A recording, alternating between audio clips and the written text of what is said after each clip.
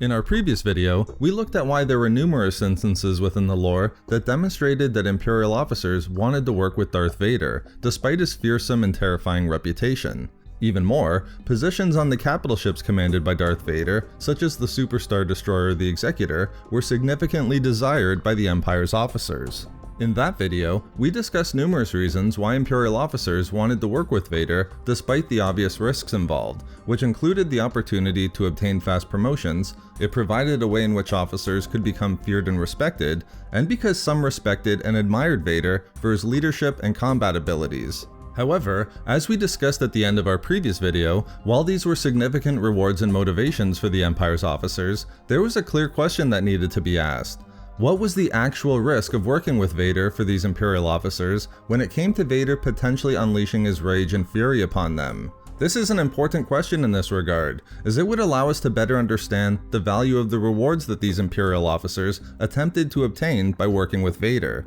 We'll answer this question in today's video, as there are a number of different materials that address this topic. As we'll see, from these sources, I think we can conclude that while Vader had a fearsome reputation when responding to the failure of Imperial officers, his fury was reserved for those officers who did fail more often than not, with Vader violently striking out when a reason was provided. I want to look at these aspects generally, as there are many examples of Vader striking out at Imperial officers for many different reasons within legends and canon, but I believe this is an additional point to think about when considering why so many Imperial officers wanted to work with Darth Vader, even given the obvious risks involved. In the early days of the Empire, Vader appeared to strike out at Imperial officers for any reason.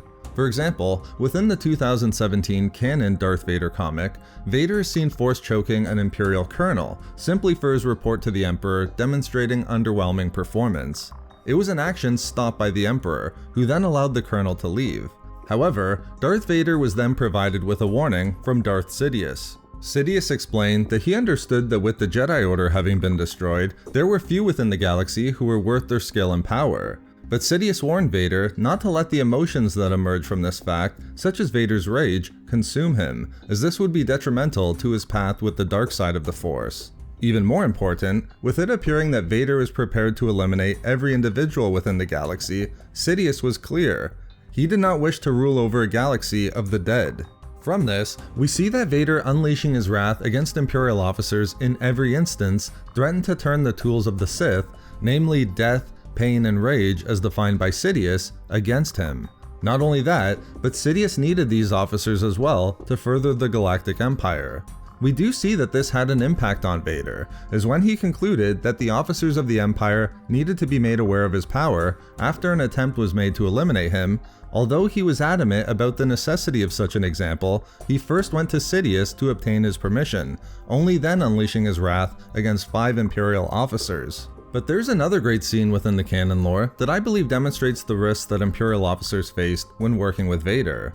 Within the novel Shadowfall, we see the members of the New Republic's Alphabet Squadron discussing stories they experienced, which eventually turned to the topic of Darth Vader, who'd been killed during the Battle of Endor. At that point, the group turned to Yurika Quell, a former Imperial pilot before she joined Alphabet Squadron, to see if she had any stories about Vader. Quell revealed that she never met Vader, but one of her first captains had worked with Vader immediately after the Clone War, and importantly for our video here, this captain explained that Vader changed during the Imperial era. Although Vader was always violent, it was clear that he'd matured over the years. According to the Imperial captain, as explained by Quell, during the start of the Imperial era, Vader would unleash his rage and eliminate an individual simply because he was frustrated. However, as the Imperial era went on, Vader waited for someone to make a mistake, and while it might be a small or trivial mistake, a mistake always came before Vader eliminated someone.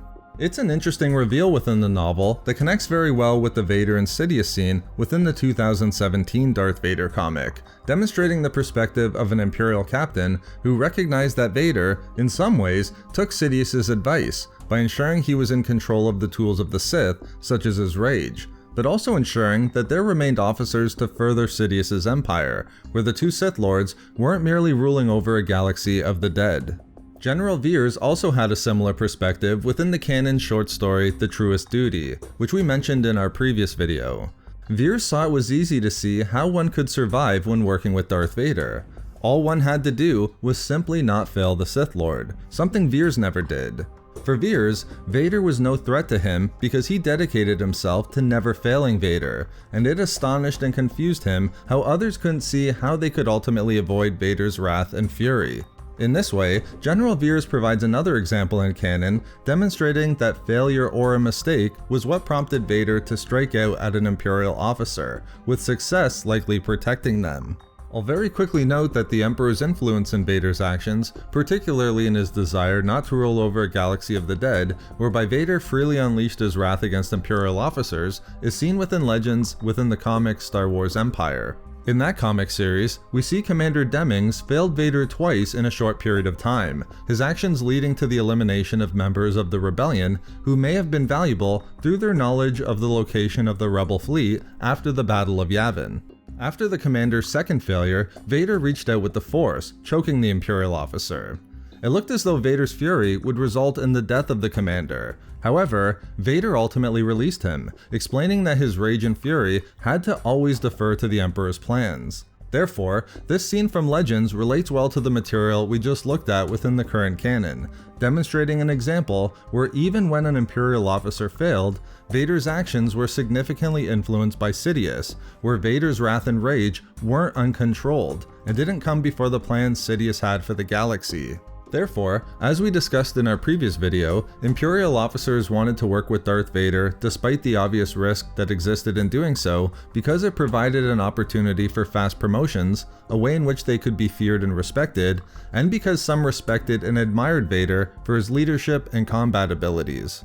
At the same time, as we've discussed in this video, while Vader was feared, officers generally knew the risk that existed, appearing as though Sidious was able to convince Vader in the early days of the Imperial era that he should be mindful of not allowing his rage to consume him and that they couldn't merely rule over a galaxy of the dead. Vader's wrath in many cases appeared to be reserved only for those who failed him.